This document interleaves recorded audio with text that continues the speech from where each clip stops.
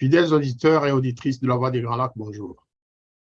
Pour notre émission de ce mardi 6 septembre 2022, nous avons invité M. Ombe Nyamombeza, qui est ressortissant congolais, de Bukavu précisément, mais qui habite aujourd'hui, qui vit en Finlande. Je vais lui demander de se représenter une énième fois, très brièvement, parce que vous le connaissez déjà. Mais le sujet du jour, comme vous pouvez vous y attendre, c'est la situation en RDC, notamment la situation sécuritaire dans ce pays. Ombe Nyamombeza, bonjour. Bonjour, messieurs l'ambassadeur et chers frères. Donc, je vous souhaite vraiment la bienvenue dans nos studios de la Voix des Grands Lacs, votre chaîne, hein, parce que vous avez été là lorsque nous avons commencé nos émissions. Et comme je viens de le dire à nos auditeurs, le sujet du jour, le thème du jour que vous aurez à développer avec nous, c'est l'état des lieux de la situation sécuritaire en République démocratique du Congo et en particulier dans sa partie est, c'est-à-dire dans les deux Kivu, en Ituri et si vous le voulez bien dans d'autres provinces, hein, si c'est nécessaire. Donc, je vous laisse la parole pour déjà entrer dans le vif du sujet, pour nous présenter la problématique. Et puis, à chaque fois, si j'ai des questions à vous poser ou des compléments d'informations à donner, je n'hésiterai pas. À vous la parole, Monsieur Ombe Nyamombeza.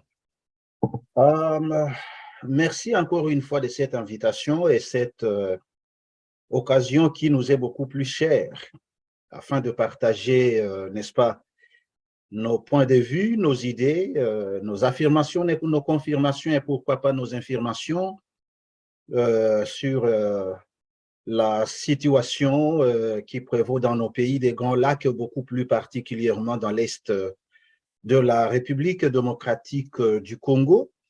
Mais pour nos auditeurs qui leur serait la première fois de m'écouter ou de me voir, comme vous veniez de me présenter, je m'appelle Nyamombeza Ombe, je suis congolais, je suis d'origine congolaise, je suis de l'Est de la République démocratique du Congo et je vis en Finlande. Je suis de près tout ce qui s'est fait dans mon pays et pourquoi pas dans le pays des Grands Lacs, parce que parler du Congo signifie aussi parler du Rwanda, signifie aussi parler du Burundi, signifie aussi parler de l'Ouganda. Ici, je vais dire pas parler du Congo en général, mais parler de la sécurité du Congo actuellement. Pourquoi je fais mention à cela? C'est parce que ce sont les acteurs qu'on peut en ce moment, ou bien depuis un certain temps, en tout cas, on a pu pointer du doigt, qui jouent un certain rôle d'une façon directe ou indirecte à la déstabilisation de la région et plus particulièrement la RDC dans sa zone Est. Eh bien, vous veniez de me demander de parler sur l'état des lieux général et de la situation sécuritaire en RDC, mais aussi du Nord Kivu, du Sud Kivu, l'Ituri et pourquoi pas ailleurs au Congo. Eh bien, c'est une question qui est beaucoup plus vaste, beaucoup plus profonde, qui va nous amener à décortiquer beaucoup plus de situations sur le plan géopolitique, sur le plan sécuritaire et sur le plan économique, et j'en passe. Permettez-moi alors de présenter quelque chose d'abord, ou bien de faire mention de certaines choses dans un sens beaucoup plus global et général sur l'étendue de la République démocratique du Congo. À la une, au Congo, présentement, se parle la situation qui fait le buzz, si je peux le dire comme ça, tout autour des émoluments des députés nationaux qui s'élèvent à 21 000 $ par mois.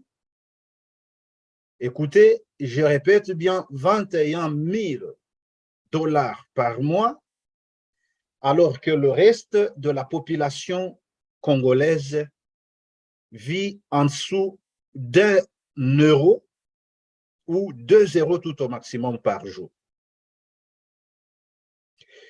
Si vous comparez ces émoluments mensuels d'un seul député au Congo au salaire de nos forces armées, de nos militaires, de nos policiers qui travaillent acharnement jour et nuit,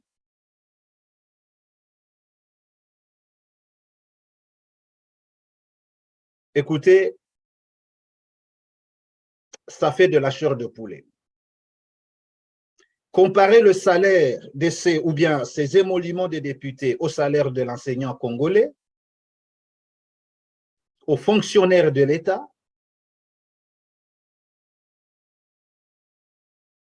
ça fait pleurer. Ça fait pleurer. Et ça, on ne fait parler que, ou bien on ne parle que des émoluments des députés. Mais si nous parlons maintenant des dépenses, si nous parlons des revenus mensuels des acteurs politiques de la RDC, depuis la présidence jusqu'aux basses institutions, je vais utiliser un terme lequel un de vaillants juristes lors du dossier du 100 jours qui a opposé la République à M. Vital Kamerhe, président de l'UNC, il eut qualifié les détournements, soi-disant détournements, je ne sais pas, auxquels faisait face la partie Kamerhe, il l'avait considéré, ou bien il les avait considérés comme des détournements ou bien un détournement intellectuel. Je pense que ce qui s'est fait aujourd'hui avec les salaires et les émoluments, les salaires des fonctionnaires de l'État, pas de fonctionnaires, je voulais corriger cette chose, parce que les fonctionnaires sont les premiers qui en souffrent. Je voulais dire donc que les gens qui sont près de la ceinture proche du président, du bureau présidentiel de la République. Donc, c'est de l'anarque intellectuelle.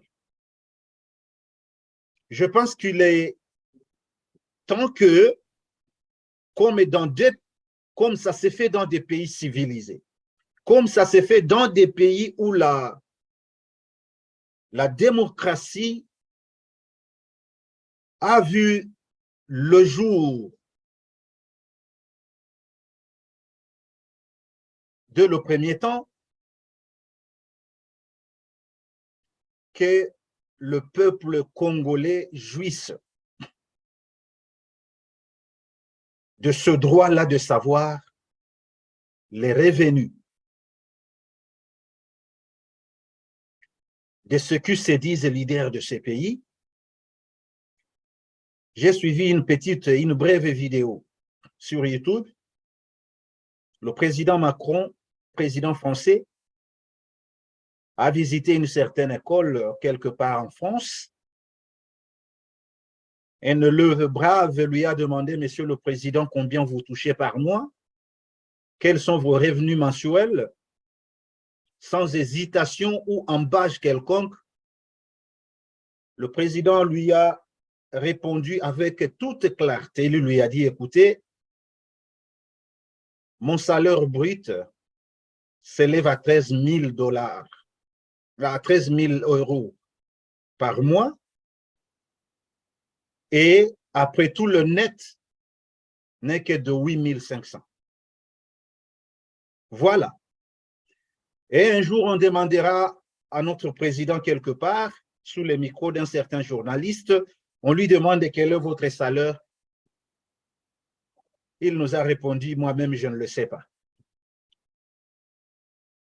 Voilà combien ce pays est en train de se faire piller. Le vice-président du Sénat du Congo, pas du Sénat, du Parlement, le premier vice-président, je vais bien dire, M. Mbata, a des émoluments de 200 000 $, s'il vous plaît, par mois, en dehors de toutes les autres magouilles qui se font tout autour de la finance et du Parlement. Et alors, ceci, vous allez les lire en tout cas dans tous les médias congolais aujourd'hui, ça fait du buzz, ça se discute dans tous les ateliers, ça se discute dans tous les sentiers du Congo, et malheureusement, le Congolais n'en trouve pas aucun éclaircissement des concernés, de la part des concernés. Deuxième point de ce qui s'est dit au Congo aujourd'hui, c'est la kassaïnisation des institutions publiques, si pas même de tout un pays. La semaine dernière. Qu'est-ce que vous voulez dire par kassaïnisation? La kassaïnisation, je vais essayer un peu d'entrer dans un petit détail. Présentement au Congo, de nos jours au Congo, presque, je veux bien dire, pour ne pas beaucoup plus préciser, mais 50% des acteurs politiques dans les institutions nationales sont occupés. Donc, ces places sont occupées par des personnes qui sont ressortissants du Grand Kassai. Grand Kassai, ça veut dire tout ce qui appartient donc à cette hégémonie ethnique. Et alors, et que cela ne suffit, la semaine dernière, le président de la République, Félix Tshisekedi, a fait une nomination de mandataire de la République dans les entreprises et établissements publics, où il a nommé 24 sujets. Et parmi les 24 sujets, 17, je vais bien dire, 17 parmi les 24 sont tous ressortissants du Grand Kassai. Voilà pourquoi ici, j'ai dit, ou bien je fais mention, j'ai usé ce terme kassaïnisation des institutions de la République. Ce n'est pas une chose que je tire seulement de ma tête, parce que cet article est sorti même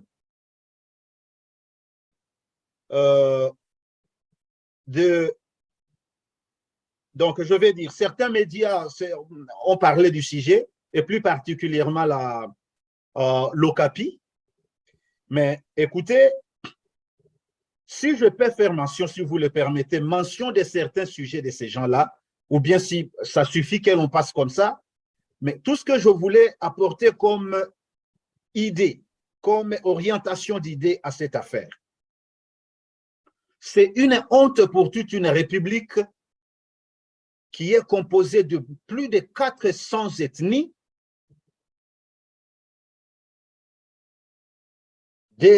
d'aller dans n'importe quel bureau désormais à Kinshasa et de ne vous faire approcher que par la langue Luba. Vous entrez dans le bureau à Kinshasa aujourd'hui,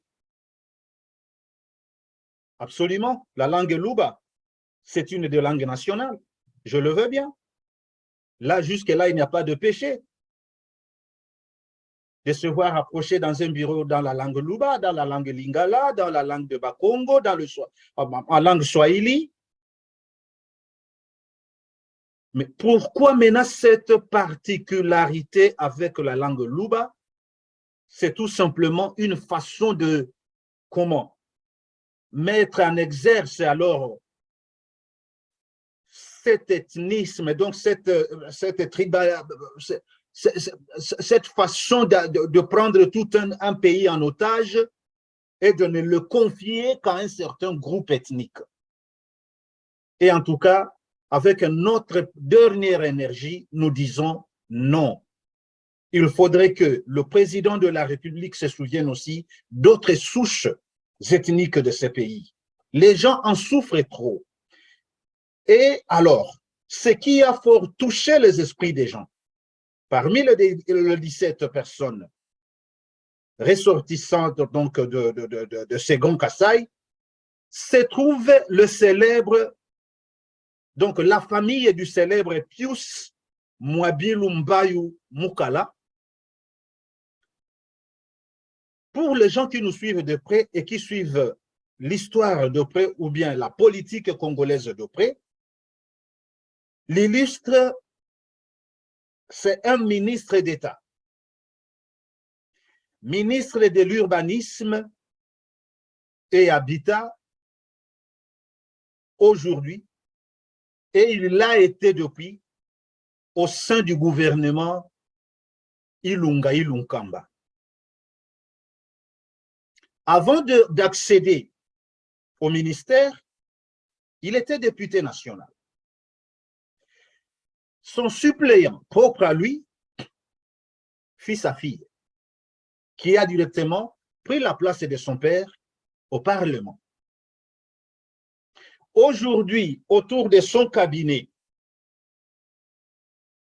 il y a ses filles, il y a ses fils, il y a ses gendres, il y a ses cousins. Parmi les 17 sortis sur la liste de la nouvelle nomination du président, figure encore une fois la fille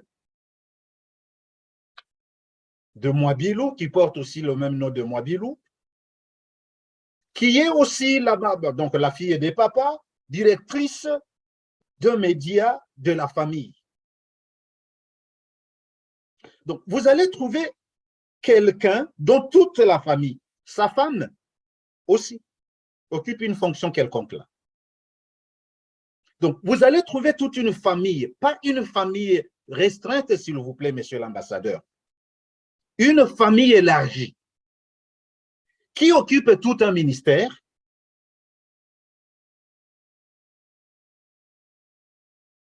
Et cela, on trouve normal désormais au Congo. Quand nous levons nos voix pour dire non à ces virus, tout simplement parce que nous sommes de l'Est, voilà, nous sommes directement considérés comme des oiseaux de mauvais augure. Et tout de suite là, comme c'est le virus qui circule partout à l'ouest de notre pays, et plus particulièrement au Congo, nous sommes à Kinshasa, pardon, nous autres de l'Est, nous sommes traités directement de Rwandais. Mais ça doit finir ça. Ça, c'est une rwandophobie maintenant qui dépasse l'excès, l'intolérable. Nous avons droit à ces pays comme tout autre Congolais de l'autre zone ou de l'autre entité de ces pays. Et alors, Monsieur Nyamombeza, pour résumer, ouais. bien sûr, la Voix des Grands Lacs nous a donné aussi l'opportunité de pousser votre coup de gueule et de dire ce qui ne va pas en politique en RDC. Ouais. Revenons au sujet principal. Merci beaucoup. Pour décortiquer précisément la situation sécuritaire, évidemment, sur un fond comme celui que vous venez de décrire, ça peut compliquer les choses, mais la réalité actuelle sur le terrain, quel est l'état de la sécurité de la RDC dans les zones de guerre? Parce que la RDC est en guerre, contrairement à ce que certains peuvent penser ou peuvent affirmer. La République démocratique du Congo est en guerre dans sa partie Est. Quelle est la situation actuelle sans trop tenir compte de l'état politique à Kinshasa ou ailleurs? On en parlera après, la relation entre l'ambiance politique et la situation sécuritaire. Merci beaucoup. Merci beaucoup. Vous voyez, le temps des fois que l'on parle de problèmes du Congo, il y a des sujets énervants. Il y a des idées qui nous énervent, nous qui sommes Congolais, qui connaissons la souffrance de nos frères qui sont au pays. Et des fois, ça nous amène même à ne pas laisser certaines choses passer inaperçu. On en fait mention et aussi vous parlez d'une chose, elle vous ramène au moins 10 derrière elle. Mais revenons à nos moutons, revenons à notre sujet comme vous veniez de le dire. La sécurité du Congo, et plus particulièrement dans sa zone est, reste toujours à désirer. Toujours comme au début, les gens se font hacher à l'arme blanche comme à l'arme à feu dans l'est du pays. Plus particulièrement dans l'Ituri, à Bunia, au nord Kivu, dans la zone de Bunagana et Rutshuru, mais aussi au sud Kivu. Plus particulièrement dans les hautes moyennes, dans les hauts et moyens plateaux de l'Itombwe. Malheureusement, on en a toujours parlé, on en a suffisamment parlé.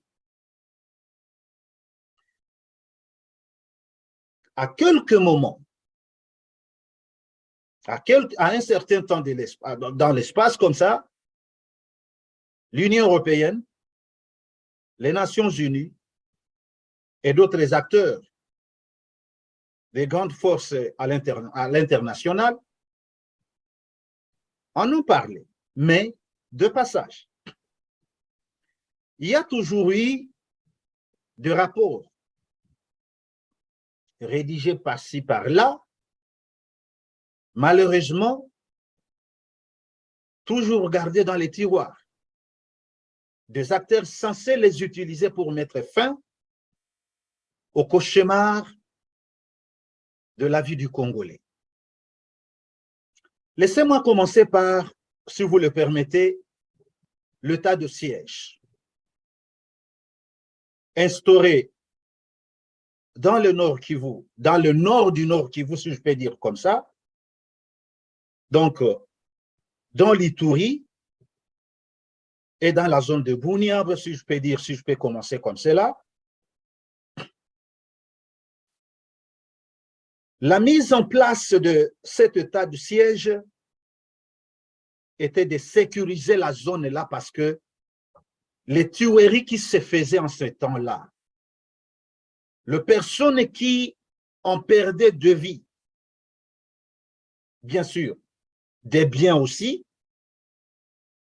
a été en ce temps-là à un niveau intolérable. Malheureusement, avant l'état de siège, pendant l'état de siège et après l'état de siège, le bilan a été, il est et il restera négatif, en tout cas et nul.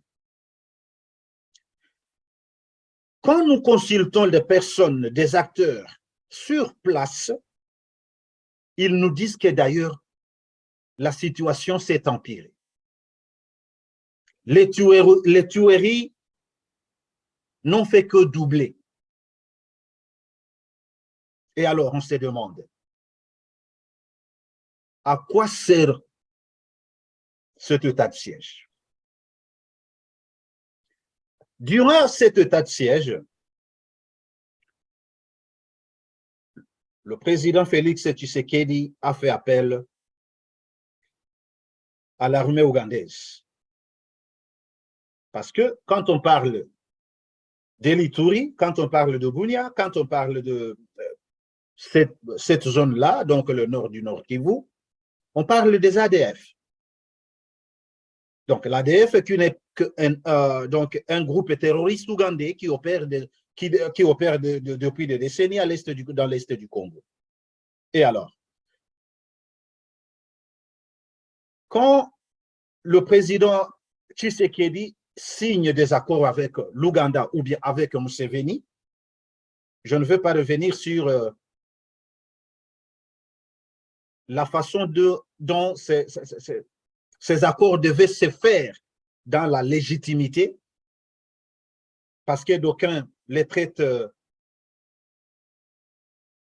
je ne sais pas, un peu bizarre, d'être bizarre, parce que ce sont des accords qui se font entre deux personnes. Bien sûr, ils sont présidents de pays mais selon la Constitution, ces accords violent la Constitution de la République démocratique du Congo parce que toute opération militaire sur le sol congolais doit être approuvée par le Parlement congolais. Chose qui n'a pas été le cas. Et alors, l'armée ougandaise est venue disant qu'elle vient prêter main forte aux FARDC pour mettre fin désormais, éliminer catégoriquement les ADF. Ça n'a pas été le cas. Ils ont dansé sur deux jambes dès le début et petit à petit, aujourd'hui, nous les retrouvons sur une jambe. Et peut-être, je m'indignerais de dire que leur présence sur le sol congolais porte un agenda caché. En dehors de venir traquer les ADF, parce que, écoutez, au début, les ADF, bien sûr, menaient des opérations sur le sol ougandais, mais ça faisait des décennies qu'ils n'ont jamais traversé le sol, ou bien la frontière ougando-congolaise, et mené des opérations en Ouganda. Tout se faisait au Congo, sur les têtes de pauvres Congolais. Vous vous souviendrez bien aussi du groupe de Joseph Kony, qui a endeuillé la région avant même ce groupe ADF. Et alors, messieurs, et avec tous nos auditeurs, je voulais commencer d'abord par l'Ituri et descendre petit à petit vers maintenant le sud du Nord Kivu, qui englobe donc la région de Bunagana et Rutshuru. D'abord, quand on parle de Bunagana, il y a des gens, quand ils entendent de Bunagana, voilà, c'est un nom désormais qui est devenu commun dans les oreilles des gens. C'est quelque part au Congo.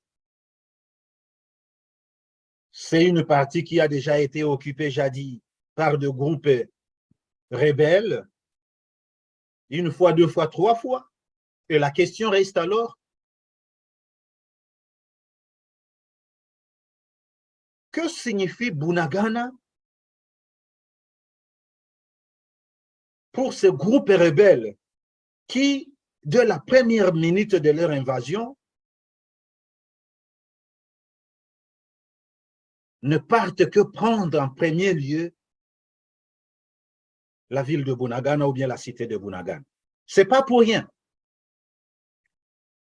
Bunagana est une cité, une petite ville, si je peux le dire, à la frontière ougando-congolaise.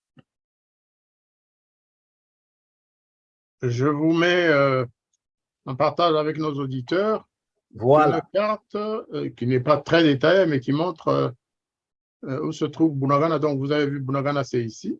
La frontière entre la RDC, là, ça, c'est une route, ça, c'est la route qui traverse le Congo en venant de Rutshuru, Goma, donc qui contourne Rutshuru, qui descend jusqu'à Goma, qui vient de Goma, en fait. Et donc, Bunagana se trouve à la frontière entre la RDC et l'Ouganda. Ouais. C'est ça l'enjeu. Vous parlez de cet enjeu par rapport à la situation géographique de Bunagana. Voilà. C'est là. Voilà. C'est-à-dire comprendre que Bunagana n'est pas à la frontière avec le Rwanda, c'est avec l'Ouganda. Bunagana est une zone frontalière ougando-congolaise. C'est pour dire qu'il y a Bunagana de deux parts de la frontière. Il y a Bunagana en Ouganda, il y a aussi Bunagana au Congo. C'est là. Et alors, c'est à des kilomètres vraiment de la frontière rwando-congolaise vers, si j'ai bonne mémoire, la montagne Sabinho, quelque part là, ou facilement venant de Bunagana tout droit, alors on peut maintenant pénétrer dans la zone rwandaise. C'est exactement ce que vous dites. Bunagana, pour aller à la frontière rwandaise, il faut aller jusqu'au volcan Sabinho. Voilà. Le volcan que vous voyez sur la petite photo qui apparaît là. Ouais. Je vous laisse continuer sans la carte, mais il était important, effectivement, que je puisse corroborer géographiquement ce que vous étiez en train de dire sur Bunagana. Voilà. Vous pouvez poursuivre. Je voulais préciser pourquoi, quand ces rebelles viennent au Congo, quand ils attaquent le Congo, normalement, ils viennent de cette région-là. Jadis, ils venaient du Rwanda et directement, ils occupaient certaines montagnes qui sont entre Bunagana et le Rwanda. Dans ces trajets-là, donc les Tchanzu, le Runyoni et le Kwa, tout consort, ce sont des collines qui sont beaucoup plus proches du Rwanda alors que de l'Ouganda, comme Bunagana est beaucoup plus proche de l'Ouganda que pas plus que du Rwanda. Ça, c'est le premier point qu'il faut noter. Deuxième point qu'il faut prendre en considération, c'est que Bunagana se trouve le bureau de la DGA, donc la douane, qui fait entrer, en tout cas, de grandes sommes d'argent par mois, parce que c'est une frontière entre deux pays, une frontière, je vais alors mentionner, dire, une frontière commerciale. Il y a toujours des marchandises qui transitent la frontière de deux sens, dans les deux sens. Donc, une frontière qui permet, comment le dire, l'import et l'export de marchandises. C'est-à-dire, vous allez noter que c'est vraiment une zone, c'est vraiment une partie économiquement stratégique pour les rebelles et leurs menteurs. C'est-à-dire, avec le 2 mois et demi que le M23 a déjà occupé Bunagana, leurs revenus se compteraient à des millions, je vais dire des millions d'ailleurs, des millions de dollars pendant ces 2 mois et demi. On parle de 6 millions de dollars par mois. Voilà. Seule recette douanière et fiscale et tout. Voilà pourquoi Bunagana est beaucoup plus stratégique pour le M23 et le Rwanda son menteur. Ça, c'est de 2. Le M23 a comme base arrière l'Ouganda et le Rwanda. Mais ici, il y a une nuance que nous avons voulu expliquer dans la dernière émission et à laquelle je voulais faire une petite mention parce que les gens se demandent si Bunagana n'est aucunement à la frontière rwando-congolaise et que c'est la ville maintenant stratégiquement occupée par le M23. Pourquoi maintenant on accuse le Rwanda et non pas l'Ouganda dans cette bêtise? J'ai multiples réponses face à ceci et la première, ce serait que dans cette affaire, il n'y a pas l'Ouganda, il n'y a pas le Rwanda. Parce que vous le savez, le M23 a été de fait en 2013 et lors en ces temps-là, donc, il y a eu un groupe, et le M23 s'est scindé en 2 groupes. Le premier groupe s'est dirigé vers le Rwanda et le second s'est trouvé en Ouganda. Après tout, il y a eu maintenant, je ne sais pas quelle sorte de mésentente entre les 2 pays, mais qui ne les a pas empêchés d'être encore de frères et sœurs, parce que vous savez encore une fois qu'ils s'étaient affrontés au Congo quelques années. Si vous suivez bien encore le message du fils du président de l'Ouganda, M. Muhoozi Kainerugaba, il s'est vanté de leur coalition entre les 2 pays. Quand il faut envahir, quand il faut faire une énième invasion sur le sol congolais. Et alors, le fait que le M23 se trouve à Bunagana ne voudra jamais signifier que le Rwanda n'est pas le moteur. Alors que l'on parle du Rwanda derrière ce M23,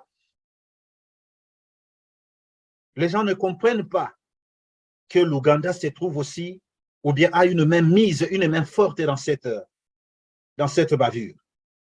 Le groupe qui est venu de l'Ouganda, c'est le groupe de Makenga. Or, c'est ce groupe-là qui avait pris fuite vers l'Ouganda, et désormais, il est sur le sol congolais, mais appuyé par le Rwanda, avec de preuves à l'appui.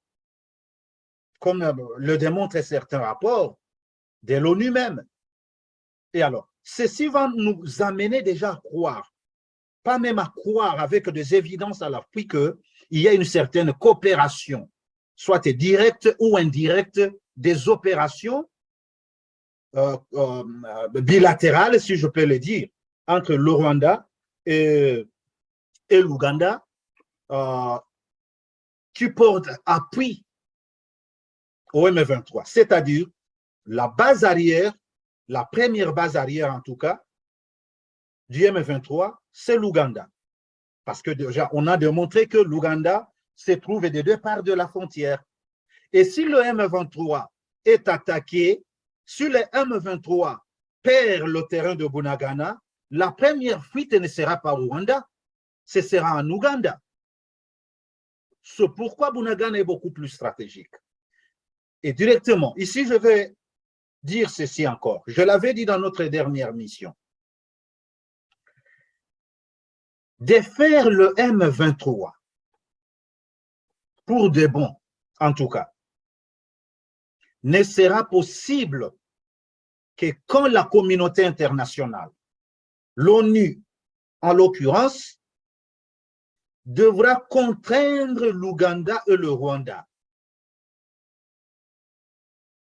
de ne plus recevoir ces assassins du M23 une fois défaits sur le champ de bataille, au contraire de les saisir dès qu'ils mettent leurs pieds, ils foulent leurs pieds dans ce pays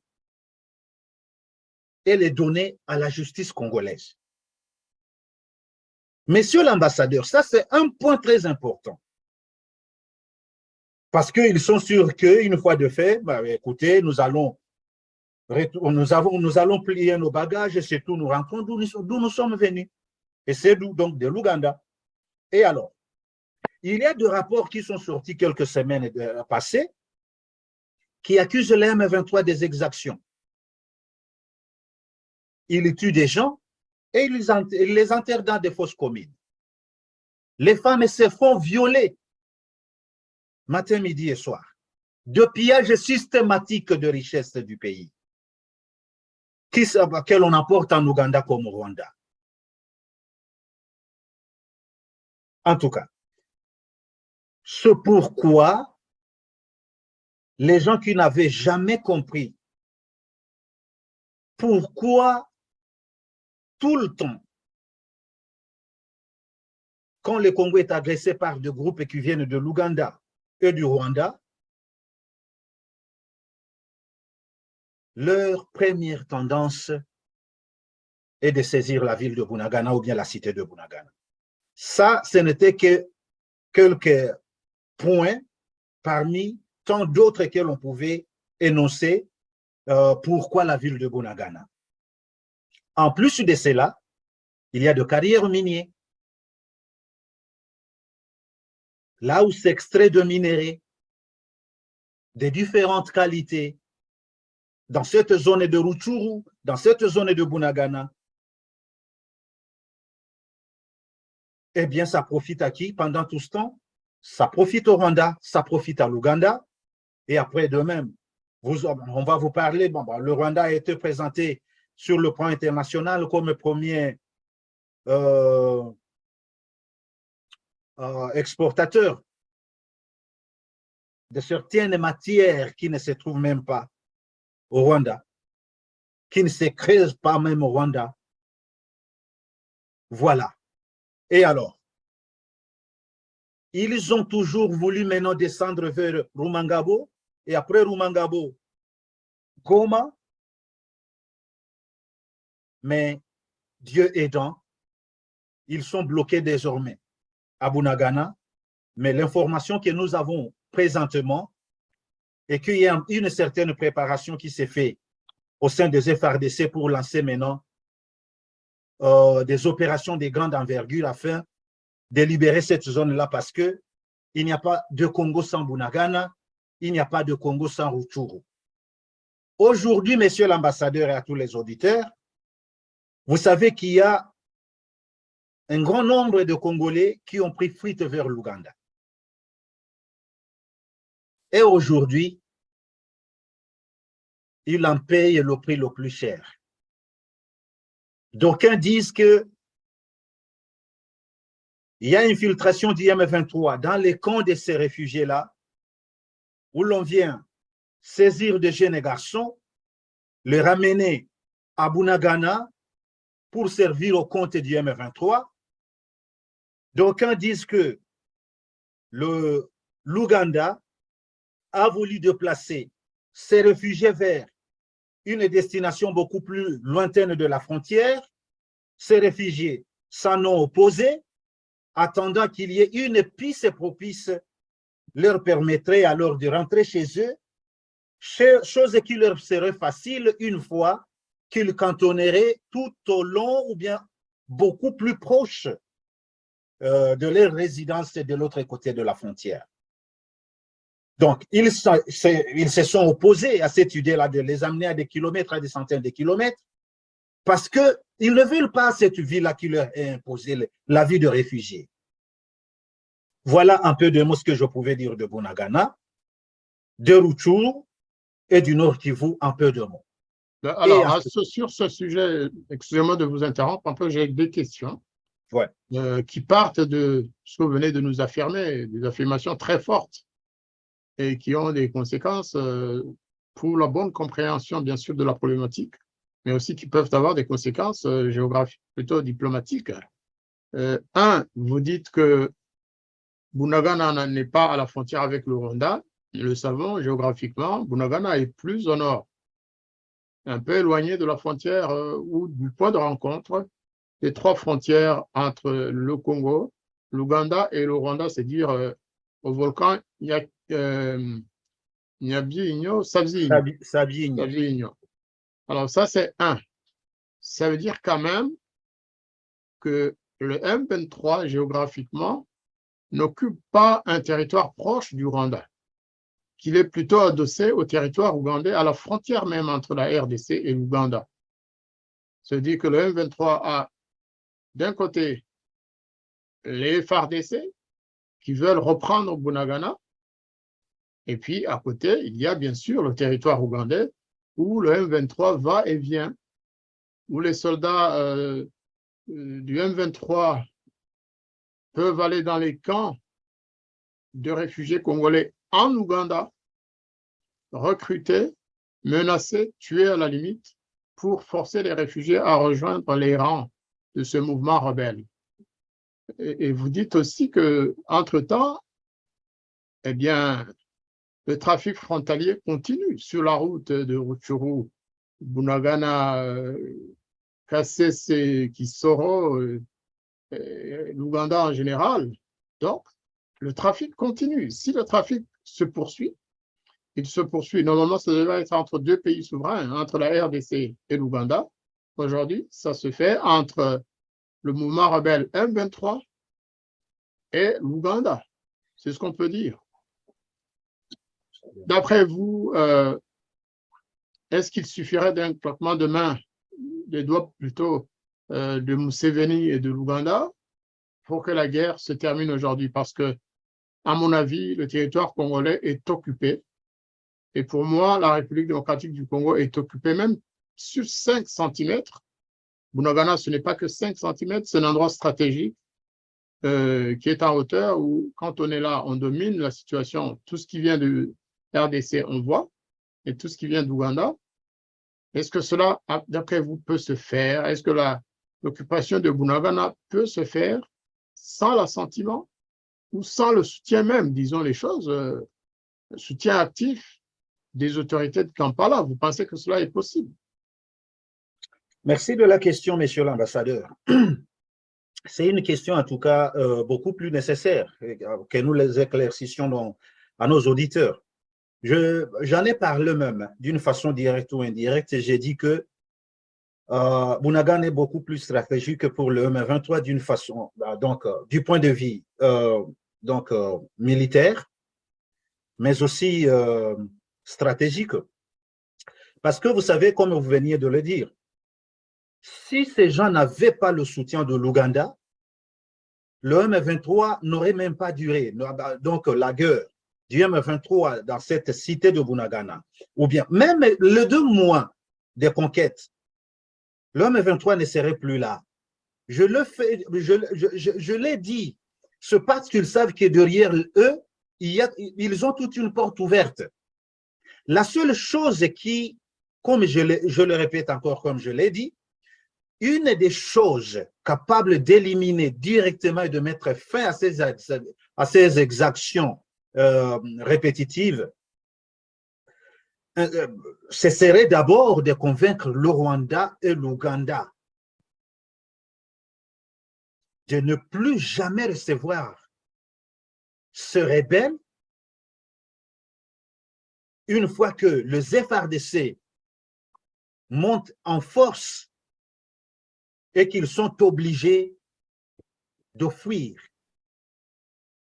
Parce que vous savez, en 2013, et même avant cela, le temps de fois qu'ils ont perdu de victoire sur le champ, au Congo, leur direction a toujours été au Rwanda, leur direction a toujours été en Ouganda. Donc, le rôle à jouer, le rôle de Museveni, le rôle de l'Ouganda, le rôle du Rwanda, je pense que avant toute autre solution, celle-ci serait la première envisageable. Aussi bien qu'ils ont comme base arrière, CM23 ont base arrière l'Ouganda et le Rwanda, écoutez, la victoire des FARDC ne sera que temporaire parce qu'ils vont partir en Ouganda, se réorganiser et revenir encore une fois. Sécuriser nos frontières rwando-congolaises, ougando-congolaises, bien sûr, nous le voulons bien, mais nous n'aurons pas de soldats à positionner à chaque mètre de la frontière. Donc, il faut qu'il y ait une coopération diplomatique, militaire, stratégique avec les 2 pays. Et ça doit être gagnant-gagnant. Ils ont des rebelles chez nous. Nous avons des rebelles chez eux. Je vais aller plus loin, monsieur l'ambassadeur, et je m'excuse de mon idée. C'est mon idée à moi. Hein. En tout cas, la voie des Grands Lacs n'en a rien à faire avec. C'est mon idée à moi.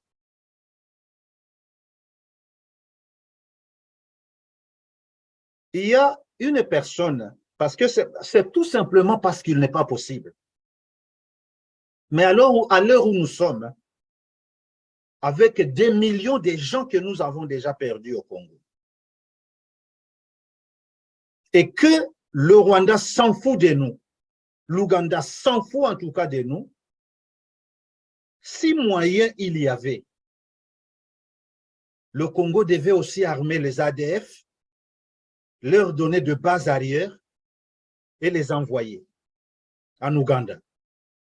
La RDC devait armer de toutes les façons, accompagner les FDLR jusqu'au Rwanda. Pour qu'ils consentent maintenant, pour qu'ils sentent maintenant ce que le Congo a senti depuis plus de 10 décennies.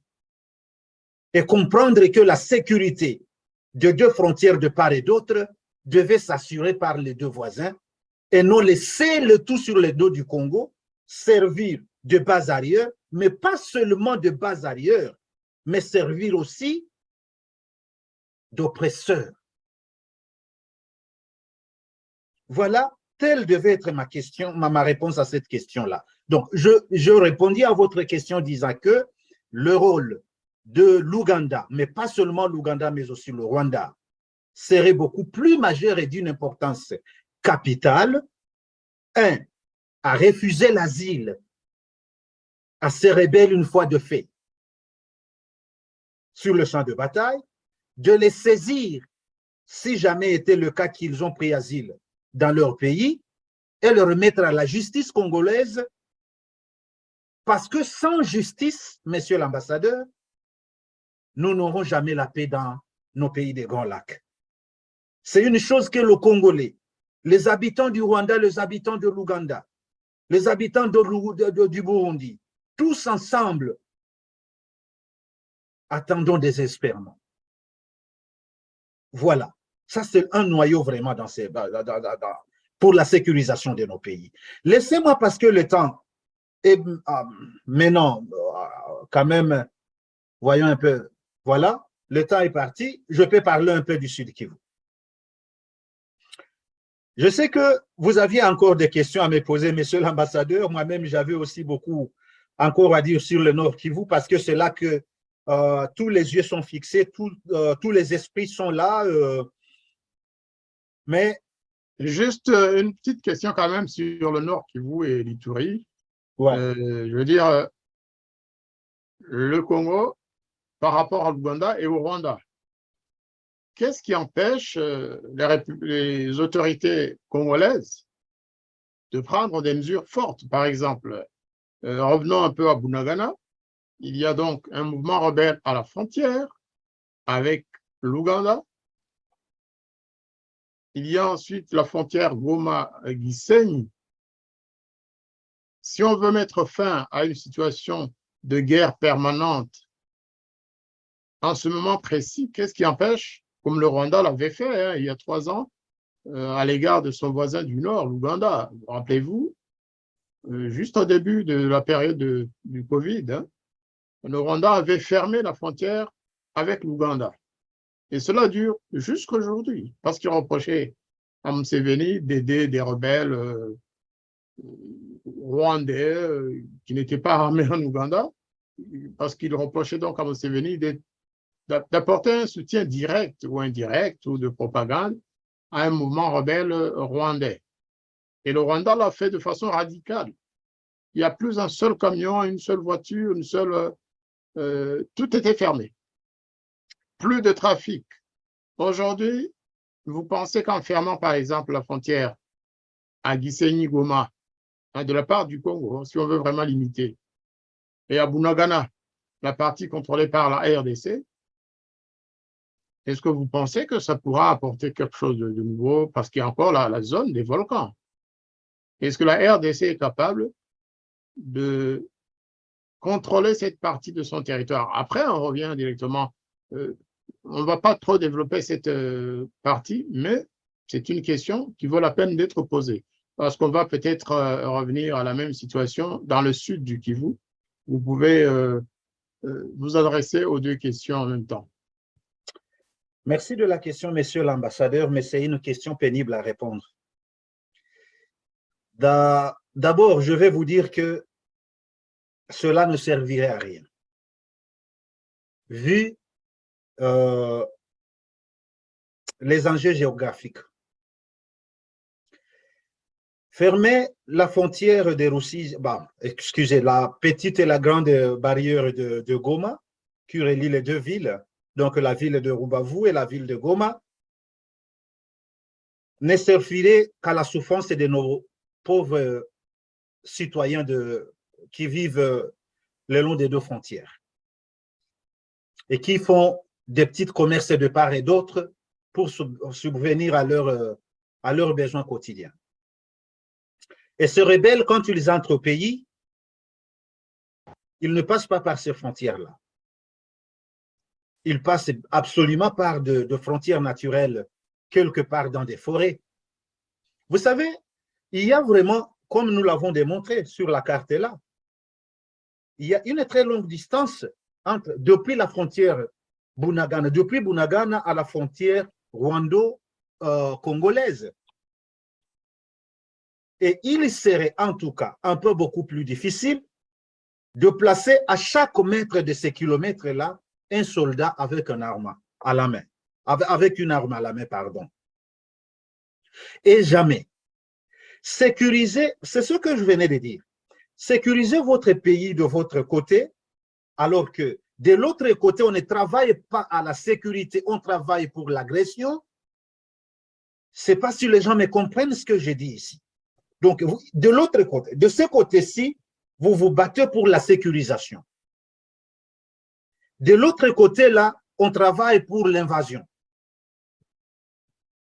C'est une chose qui demande beaucoup de stratégie. Ce n'est pas la même chose. Ça, c'est un. De deux, il faut compter sur l'infiltration au sein de notre appareil sécuritaire au Congo. Mouzé Kabila, Laurent, l'avait dit lui-même, paix à son âme. Il disait, nos institutions sont infiltrées des orteils à la tête.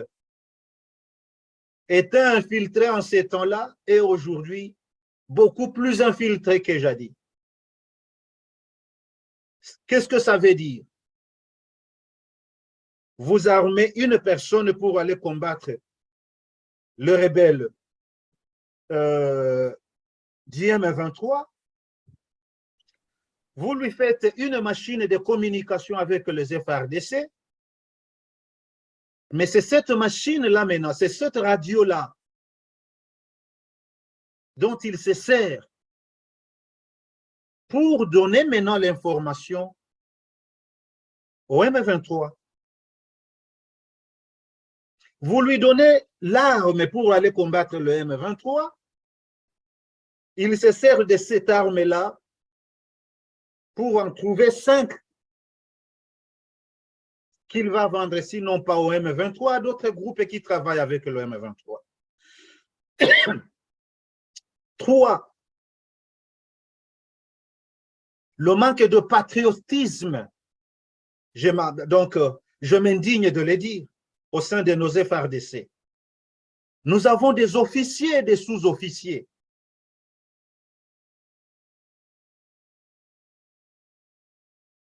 qui gagnent leur vie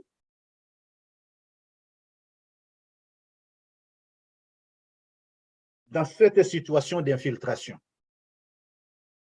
qui vendent des armes, qui coopèrent avec le M23.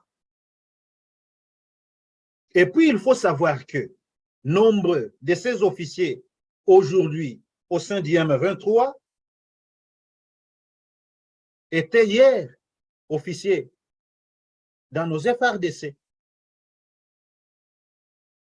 Donc, du point stratégique, il y a quelque chose. Il faut un grand travail au sein du... Donc, je l'avais dit dans une de nos émissions, qu'il faut d'abord désinfiltrer l'appareil sécuritaire du Congo. Et puis, passer à la restauration. Mais désinfiltrer et restaurer une armée, ça signifie aussi maintenir la maintenance de cette armée. Il faut qu'il y ait un bon salaire pour cette armée-là. Il faut qu'il y ait de l'armure. Donc, il faut travailler sur le social du soldat congolais. C'est pourquoi, monsieur l'ambassadeur, et avec tous nos auditeurs, ce n'est pas à dire que les FARDC se rangeraient derrière les armées faibles du continent. Non, non. Si vous voyez toutes ces années que les FARDC se sont combattus contre les groupes armés, ils ont montré de quoi ils sont capables.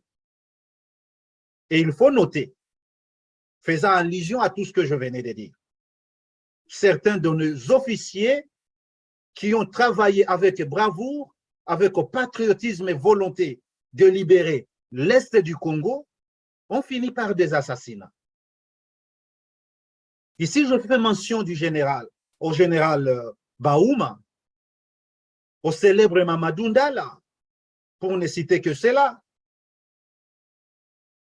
Voilà, donc il y a toute une série de choses d'abord qu'il faut faire avant d'être sûr auquel on peut sécuriser l'Est du Congo.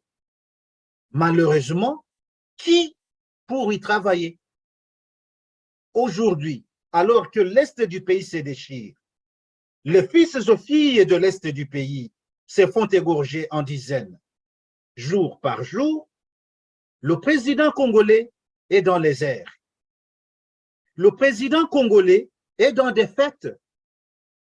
Je dis bien, par exemple, la semaine passée, si ce n'est pas la semaine passée, donc ça a été la précédente, le président congolais, avec tout un groupe en tout cas, du gouvernement congolais, s'est trouvé à Bruxelles dans une fête de son cousin. Un président avec toute une équipe du pays qui abandonne le main entre tout un pays dans le main de rebelles pour aller fêter. Les détournements des fonds aujourd'hui au Congo, monsieur l'ambassadeur, se comptent pas en milliers, pas en centaines, mais en millions. Les rations même de militaires se détournent. Ces militaires qui n'ont pas de soins médicaux appropriés. Et alors, ça me fait pleurer ça, quand je songe à tout ça. Donc, nous, à la tête du pays, dans des institutions nationales, excusez-moi, nous n'avons que des jouisseurs et des prières, des opportunistes. Au lieu de travailler sur la sécurité du pays, ils ne font que grossir leurs poches. Voilà, ça c'est une chose en tout cas qu'il faut travailler sur pour la sécurisation du Congo. C'est pourquoi je vous ai dit, comme vous l'aviez suggéré tout à l'heure, effectivement, le temps que vous avez souhaité utiliser pour cette émission, eh bien, malheureusement, il est passé. Ouais. Nous allons sans doute y revenir dans une autre partie sur la même question, quand vous le voulez. Aujourd'hui, nous en arrêtons là. On a compris quand même qu'il y a un sérieux goulot d'étranglement dans les prises de décision en République démocratique du Congo dû à plusieurs raisons. Il n'y a pas que celle que vous avez mentionnée. Le pouvoir de Félix Tshisekedi a sans doute ses responsabilités, mais il y a aussi ses prédécesseurs, il y a ses opposants qui ne font pas nécessairement mieux. Il y a toute une...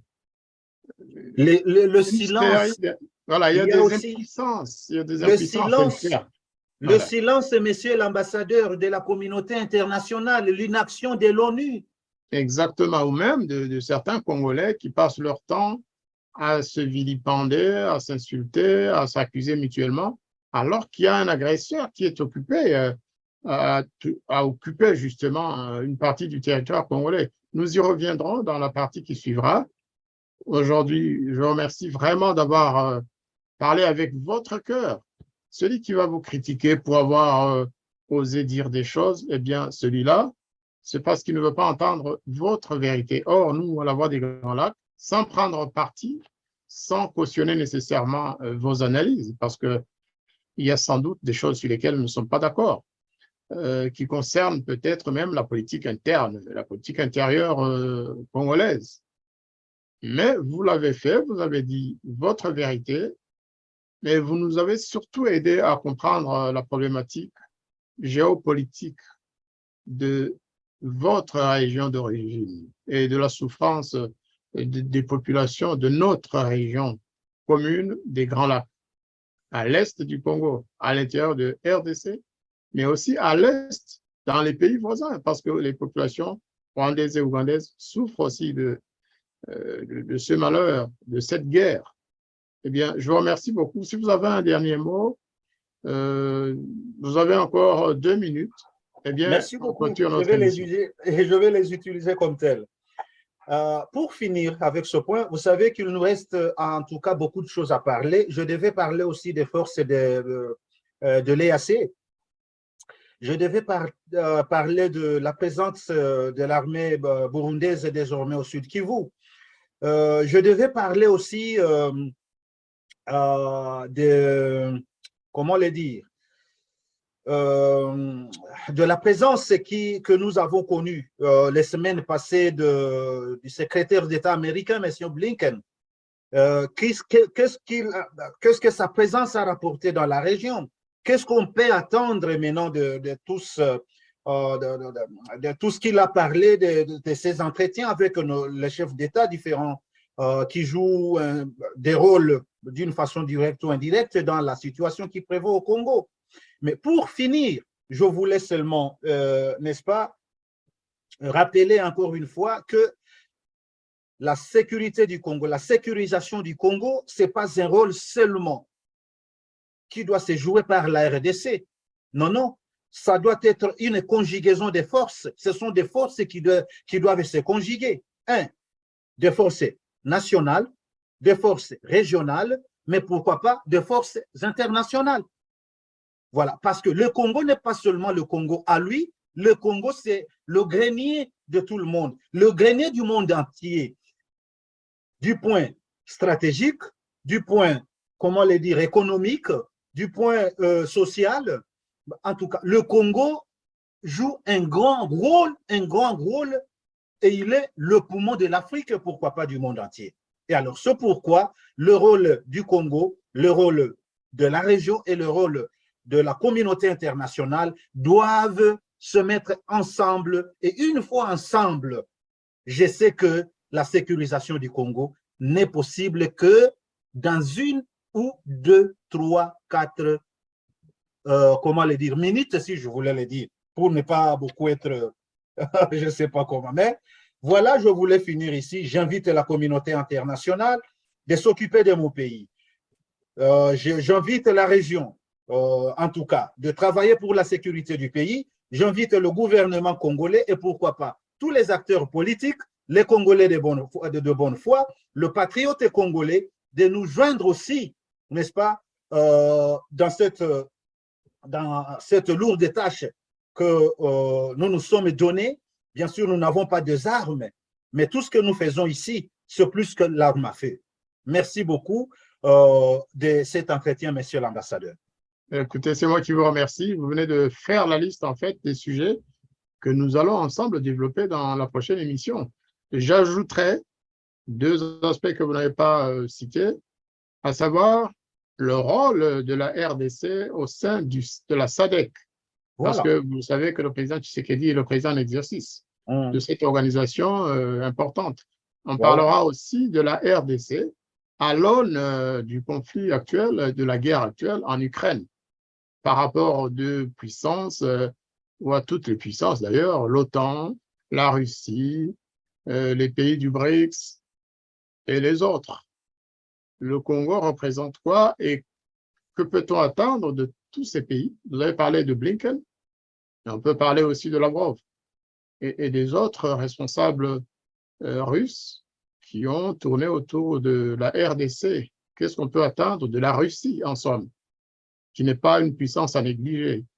Voilà, je vous remercie beaucoup et je suis très reconnaissant que vous acceptiez à l'avance d'aborder ces questions avec nous dans l'intérêt du peuple congolais et des peuples de la région. Je vous remercie et à très bientôt. Merci, à très bientôt.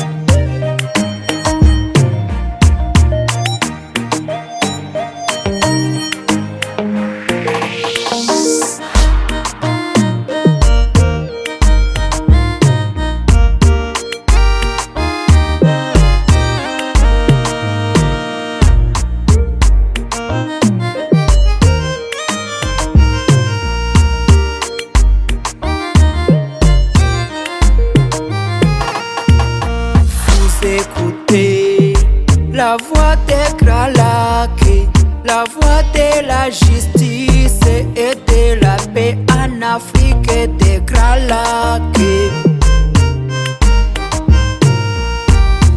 Vous écoutez la voix des Grands Lacs, la voix de la justice et de la paix en Afrique et des Grands Lacs.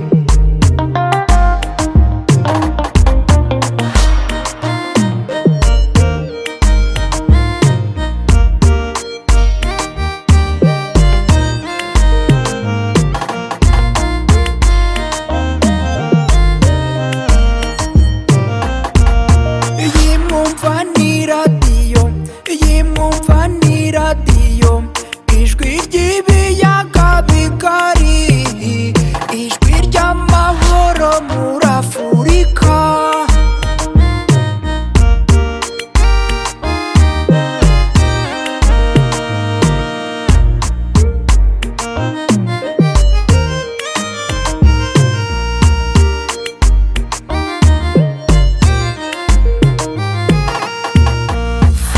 Écoutez la voix des Grands Lacs, la voix de la justice et de la paix en Afrique et des Grands Lacs.